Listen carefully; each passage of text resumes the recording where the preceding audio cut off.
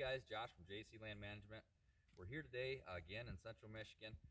Neat little situation that came about here. I was working on a farm over here, and the neighboring landowner got a hold of me, seen my plan for his neighbor's property on Facebook, and said, "Hey, I really like what you got going on over there. Could you please come over and take a look?" So I went over there a couple weeks ago. We walked around the whole property, looked at everything. He showed me his stand locations. It's kind of actually where he was getting in and out, and he's doing a really good job. But he really wanted to take the property of his to the next level. There's some very nice mature deer over here, and he gets them on. He's been seeing them on camera all these years, and he's just trying to really focus on how to get them locked down. And with these two guys working together, you're going to see a lot of nice deer come off these two pieces. But we're back again today. What we're doing, we noticed last time that it definitely needed to get logged. He actually was already in contact with the logger. Came out and marked some trees for him. We kind of walked, surveyed the whole property, looked at it. Decided there was a couple more areas maybe they should cut a little bit harder, and a couple areas where they probably shouldn't cut as hard for as far as getting in and access areas. So that's kind of what we discussed. Today we're actually going to go in and mark some food plot locations for him. He has a really good basic general knowledge of deer hunting. He understands how to get in, how to hunt the wind. Basically all around a great hunter. But he's been seeing these deer at night, and he can't seem to get them on daylight when he's actually there. And they just need this. Basically, we're going to create a course for him to go around his property and see if we can set it up for him and get some of these deer killed. So stick with us. Really excited about these two guys working together. So we'll do a couple videos on the progression of the farm, and we'll keep it up to date for you. Thanks. Before we get into the property plan that I came up for with the client, I wanted to show you what I seen the day that the client actually walked around his property. What I'm looking for is how they're hunting their property, as far as stand sites, blind locations, how they're accessing them, stand and blind locations, the amount of food that's on the property, are the deer eating everything, as far as the revegetation, the regrowth that's coming up, as far as food plots, where they located. And another thing is how the timber itself looked. Is it ready for a harvest? Is there areas that the deer are already bedding on the property? Where are they bedding at? So I just wanted to go over what I visually seen when we walked the property with the client. And a couple of them really stood out right away that we needed to change. Number one that I seen was his access. So first of all, around here on the east side of the property is an old Scotch pine thicket. And when I mean old, it's actually, what it's doing now is falling down. The timber is getting so big that it's actually in windstorms, ice storms, it falls down. And the next year, the regen comes up and it's getting real thick. So the deer are utilizing that. But with that being said, what we have is when he'd park here down on the south side, and he'd come right up through here and hunt these stand locations. And also come down through here and get in. These ones weren't too bad. We're coming off from the road with east wind. Not too bad access. But these two over here, which are really good stand locations, with the west wind, basically all the wind is blowing back in the bedding. So that was number one thing we needed to address. Number two, I noticed that there wasn't a lot of food. Now we do have ag fields to the south, to the east, and the west, but as far as on the property, he had a few, two little food plots that I did notice. Didn't get enough sunlight, didn't really do that well, so we need to get some food on the property. And number three, the client already had a logger coming in like we talked before, and that was the third thing. So them are the three things. Let's get into the plan setup that I came up with for this property and what we designed after walking with the client. I just wanted to show you a quick view of this, and we'll get to the property plan. So here's the plan for the property that I came up with for the client. Getting back to last video, something I want to talk about are three key things that we need to focus on all of our attention on this season.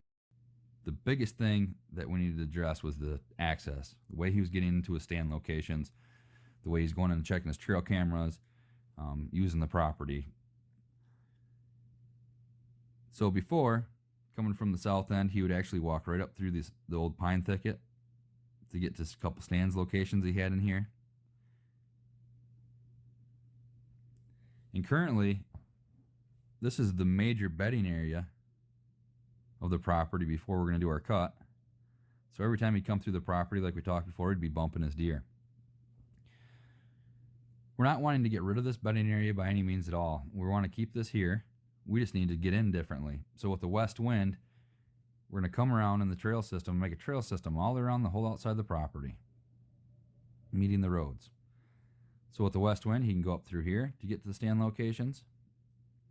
With the south wind, he can actually come back up to the northwest corner and get into stand locations. And then he has his roads to get into stand locations. So depending on the wind, he'll always be able to walk into his stand locations with the wind in his face, not blowing towards the center of the property where the bedding area is. So that was number one. Number two, like we talked before, there's food all the way around this property to the west, to the south, and to the east. We all know that the deer love to go out into their food sources at night. These are our destination areas where the deer will actually come out and feed in these big ag fields over the course of the night. And as morning starts to come, they'll actually work their way back in towards our bedding areas. So now we have food locations where they used to come from at night back onto the property. Now we can actually get them before they get back into the bedding areas, where before it was really hard to pinpoint where they're going to come back through. So with these food plot locations, now we'll actually have somewhere for the deer to focus on after they get out grazing in the big fields. They come back in, get one more last bite before they come back in and lay down.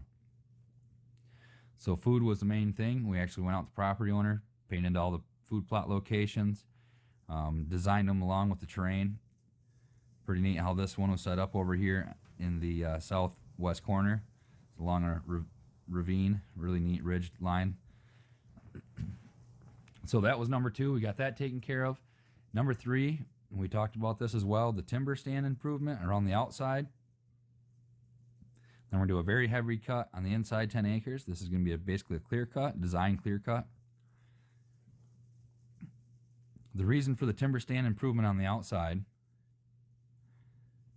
we don't want too much underbrush and regrowth coming back through or coming back up following seasons, so we can't get into our stand locations without bumping deer. So we're going to do a very select cut near our access trails, and then our heavy cut is going to end up being our sanctuary in the center. Like I said, we actually designed this cut with a logger to cut basically how we wanted it done, thicker in the center, start feathering out towards the outsides, towards the food plots. Should be a really cool setup after you see it get cut. Another thing I wanted the client to do is actually go in and take a look at this area I have highlighted in orange for bedding. The deer were already bedding here. We talked about this before. But we're actually going to go back in and have him open up some more of the Scotch pines, drop a few more, have that revegetation come back in. They're already bedding here. Let's let them continue bedding there. Let's just focus it into a 2.5 acre spot, 2 acre spot. So that was number three.